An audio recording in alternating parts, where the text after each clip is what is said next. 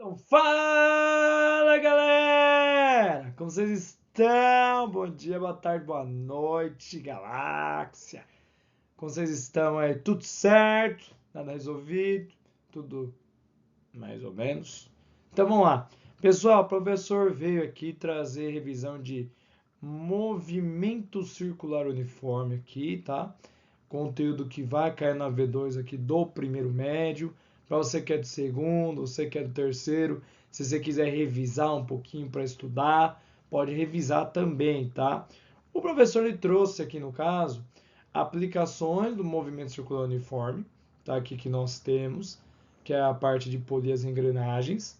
E também o professor trouxe o tópico aqui de aceleração centrípeta, tá? Eu trouxe esses tópicos que são tópicos que eu vi que vocês ficaram com dúvidas ali, dificuldades, então a gente vai conseguir explorar um pouquinho mais eles, tá bom? Então vamos lá? Então vamos lá. O primeiro exemplo aqui, a gente vai relacionar as velocidades que estão acontecendo nesses acoplamentos aqui, tá? Aqui nós temos dois tipos de ligações, tá? De acoplamentos que a gente fala. Nós temos por correia, que é esse primeiro aqui que está desenhado em cima, na qual tem uma correia que liga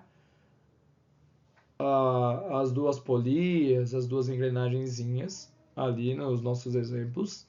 E a segunda que é por contato, que uma vai ter um contatinho na outra, vai fazer girar, tá?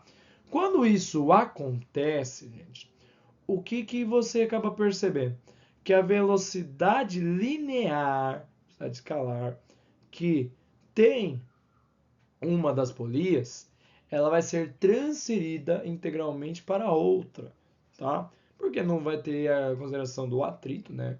Ali entre a correia e tal, vai ser algo bem ínfimo mesmo. Então, de tal maneira que a velocidade que é transferida linear, ela não vai ser alterada, tá? Então, por isso, a velocidade, por exemplo, que o maior fizer, ela vai ser passada para a correia, então vai ser a mesma velocidade para a correia e vai ser a mesma velocidade para ali a polia menor, tá? Então, nesse caso, as velocidades lineares não mudam. O que vai mudar aqui na situação, né?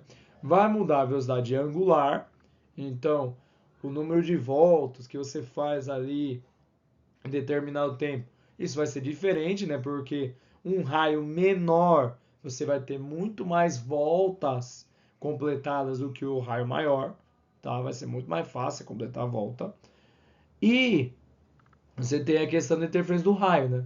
Quanto maior o raio, menor é a frequência, menor é o número de giros que você dá em determinado tempo, no caso em um segundo. A mesma ideia ali acontece na de contato. Só que na de contato, gente, o que acontece geralmente? Além de você ter essa mudança ali de velocidade angular e de raio, né, para manter a linear, você tem a mudança no sentido, porque se uma gira de sentido aqui que está mostrando para vocês horário, a outra vai girar para você ali no sentido anti-horário, vai bater e vai mudar a direção. Por isso que você tem aqui as setinhas indicando o eixo de rotação contrário, tá? Então, nesse caso, as velocidades lineares serão todas iguais, tá? Diferentemente desse caso aqui.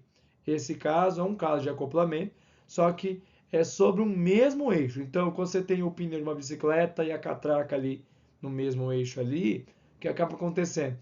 A velocidade linear, logicamente, vai ser diferente porque os raios são diferentes ali e tal. E não tem algo como uma correia transferindo essa velocidade linear.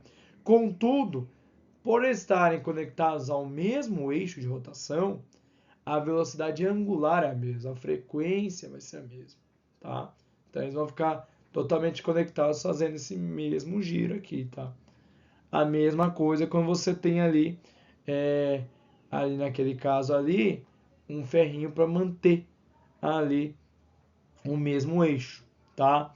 Então nesse exemplo aqui a velocidade angular é a mesma, porque as frequências serão iguais também, beleza? Então vamos para um exemplo para a gente ver? Então vamos lá, gente. A gente vai começar com o exercício do Enem, olha lá. Para serrar ossos e carnes congeladas, um açougueiro utiliza uma serra de fita, que possui 3 polias e um motor. O equipamento pode ser montado de duas formas diferentes. Então você tem a montagem P e a montagem Q aqui.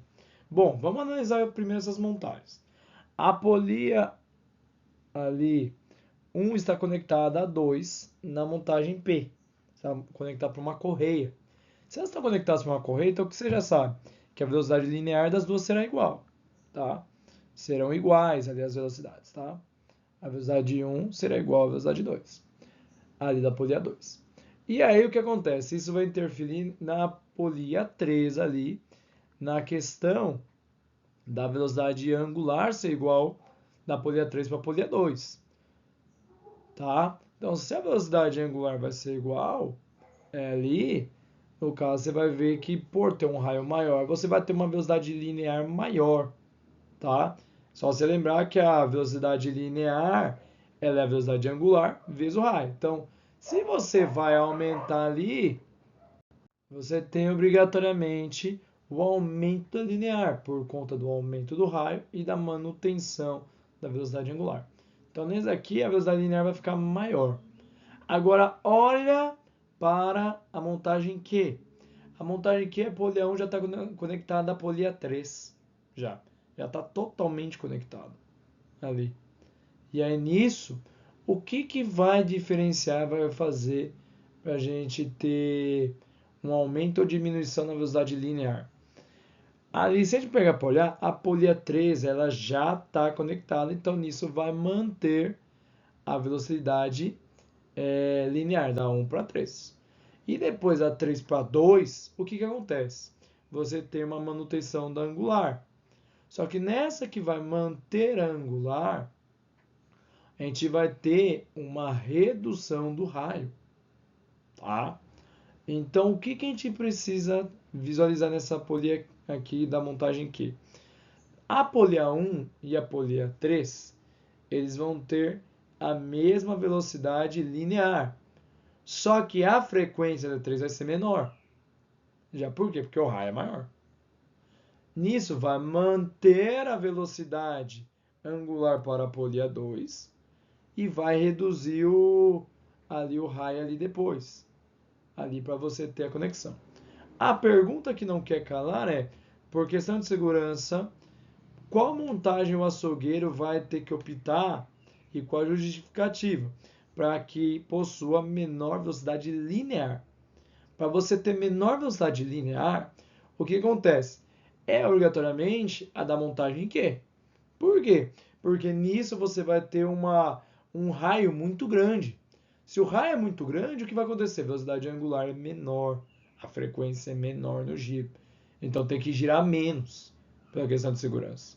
Se girar menos, vai ter menores problemas ali, né? Menores riscos ali para a vida do açougueiro também, né? Então nisso, qual que fala essa ideia? A alternativa A. A alternativa A já fala exatamente disso. Beleza? Agora vamos para um exercício de cálculo. Ó. Olha que legal esse exercício. Ó. Da FUVEST, uma criança montada em um velocípede se desloca em trajetória retilínea, com velocidade constante em relação ao chão. A roda dianteira descreve uma volta completa em 1 segundo. Então, o que isso significa? Que essa é a frequência da dianteira, tá? É de 1 Hz, porque é uma volta por segundo, beleza? E aí ele continua. O raio da dianteira vale 24 centímetros. Raio, 24 centímetros. Raio da dianteira. E o da traseira é de 16 centímetros. Então, o que ele quer saber? Ele quer saber quanto tempo que demora para a traseira completar uma volta. Então, ele quer saber o período. Aqui, gente, o jeito mais simples aqui para vocês não se perderem. Faz a relação. Por quê? A dianteira e a traseira, eles vão ter o quê? A mesma velocidade linear. Se eles vão ter a mesma velocidade linear, a gente pode calcular assim, ó. que a velocidade linear da dianteira é igual à velocidade linear da traseira. Beleza? Velocidade linear da dianteira, 2π raio da dianteira, frequência da dianteira, igual da traseira, 2π raio da traseira, frequência da traseira. Agora, tá vendo que esse 2π tá igual para todo mundo? Como eles estão multiplicando dos dois lados, então você pode cancelá-los, tá?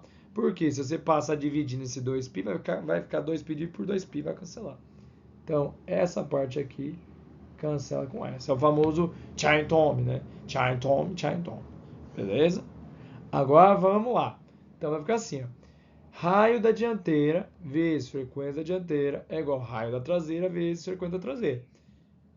Quanto que é o raio da dianteira? 24. Vamos substituir. 24. Vezes frequência da dianteira, 1. Isso é igual a raio da traseira, que é 16. Frequência da traseira que eu quero descobrir. Então vai ficar assim, ó. 24 vezes 1, 24. O 16 está multiplicando, passa dividindo. Passa para o outro lado. Vai ficar assim, ó. Dividido por 16.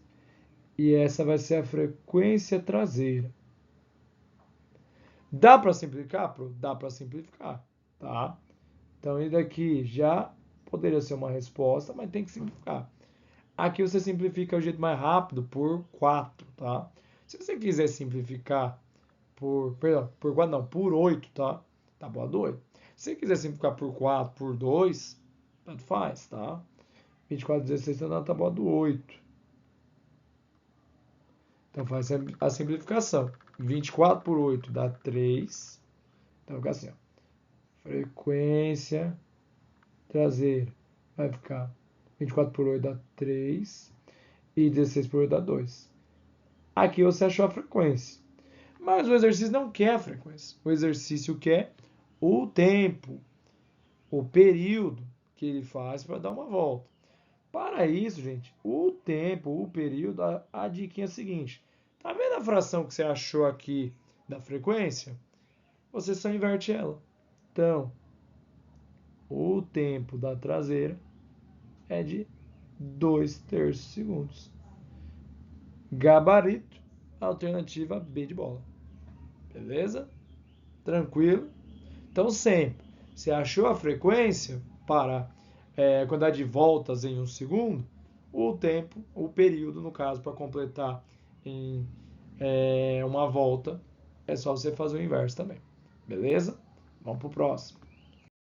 Então, vamos lá. Esse exercício aqui. Terceiro exercício, ó. 3 polias de raios iguais, 10, 20 e 40 centímetros, estão conectadas sem escorregamento por 2 correias mantidas tensas. Se a polia de raio maior gira com frequência de 5 Hz, a polia de tamanho intermediário tem frequência em Hz de... Aí vamos lá. Ele já falou que você tem a polia de raio maior, de raios diferentes, né? E que a de raio maior tem 5 Hz. Então vamos anotar as informações aqui que nós temos. Então, ó, você tem o raio da maior... Deixa eu anotar aqui, sem caneta fica difícil, né? O raio da maior, que é de 40 centímetros, e a frequência da maior, que é de 5 Hz. Beleza? E aí ele continua. Ó, se a polia de raio maior gira com frequência de 5 Hz, a polia de tamanho intermediário tem frequência em Hz. Então ele quer saber a frequência que possui o raio intermediário, que é de 20 centímetros. Dessa forma, a gente consegue analisar o que de novo? Que como elas estão conectadas por 2 correias ali, você tem que a velocidade linear de novo vai ser igual.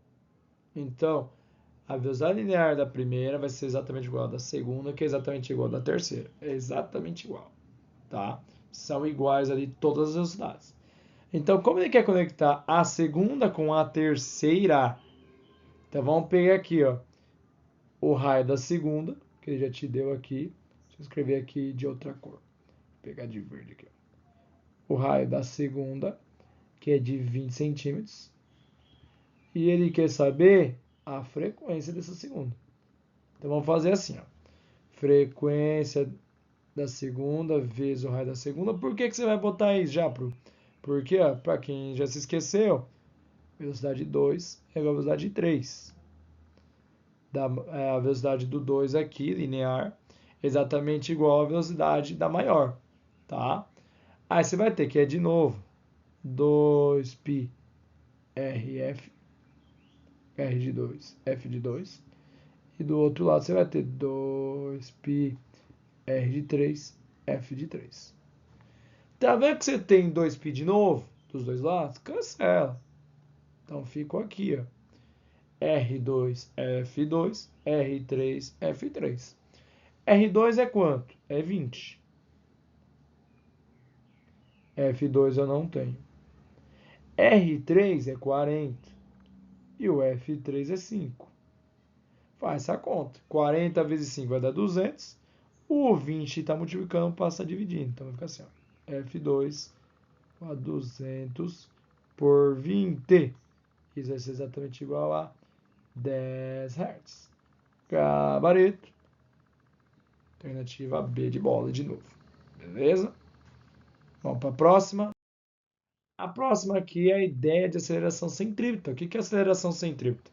Bom, numa situação, para um carro, para uma bicicleta, qualquer objeto fazer uma curva, ele precisa de alguém para interferir, para mudar essa direção. Por quê?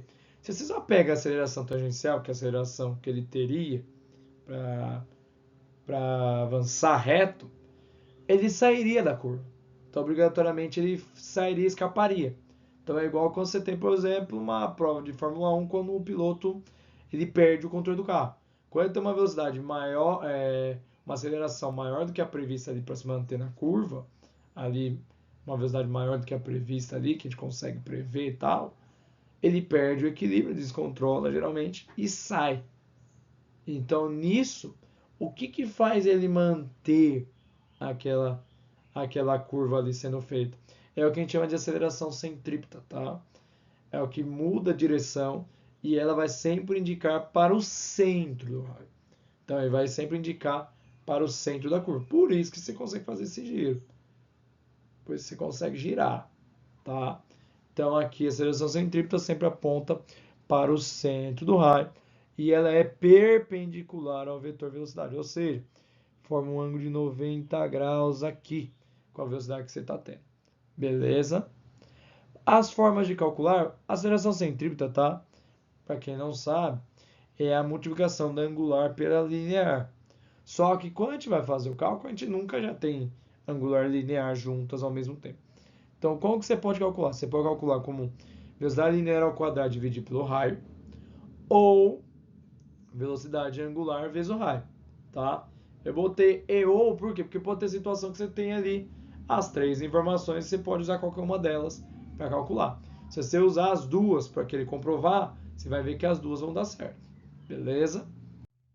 Aqui, ó, Enem 2014, mais uma questão, essa teórica, ó. Uma criança está em um carrossel em um parque de diversões. Este brinquedo descreve um movimento circular com intervalo de tempo regular. A força resultante que atua sobre a criança vai ser como? Aqui, gente, lembra, a criança está no carrossel, então ela está girando. Se ela está girando, lógico, ela tem uma aceleração que está indo para fora, mas ela tem uma força que está mantendo ela. Ela tem uma aceleração sendo ocasionada por essa força aí, que está mantendo ela, para ela manter esse movimento. Qual que é a aceleração? Centrípeta. O que faz isso? Vai direcionar para onde? Para o centro do brinquedo. Então, nesse caso, é a letra E de escola, E de Espírito Santo. Ali. Porque está indo para o centro do brinquedo. Tá? Centrípeta sempre é direcionado para o centro. Não esqueça disso. Beleza? Próximo. Olha aqui, ó, um carro de Fórmula 1 entre uma curva a 108 km por hora. Sabendo que o raio da curva em questão é de 90 metros, A aceleração centrípeta sentida pelo piloto é igual a... Então, o último exercício de hoje, como que ele faz isso? Primeiro, ele já te deu a velocidade de 108 km por hora. 108 km por hora é a linear. A velocidade angular, não pode esquecer, ela vai estar em radiano por segundo. A linear aqui é a que está apresentada então para a gente. Então, velocidade linear, 108 km por hora. Pode usar em km por hora para calcular centrípeta? A gente não recomenda. Tem até como fazer, mas ia dar uma volta muito grande, então por isso a gente não recomenda. O que você faz então para transformar? Divide por 3,6. Divide por 3,6, tá?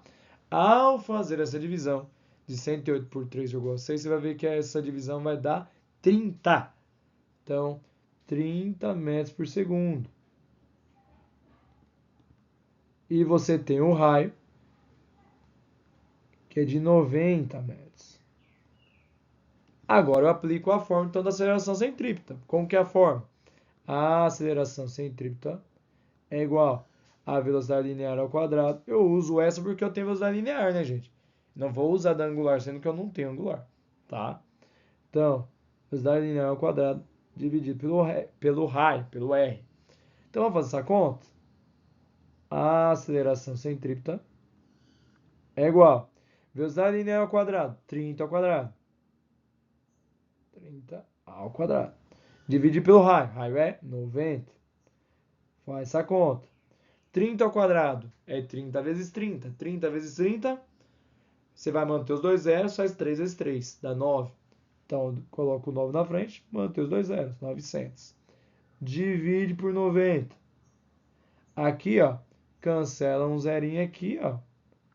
Cancela um zerinho e faz 900 por 90, que dá 10 metros por segundo ao quadrado. Gabarito, alternativa B de bola. Beleza, gente? Então por hoje é só. O senhor deu uma revisadinha nesses tópicos. Fiquem com Deus. Abraço. E eu fui. Tchau, gente.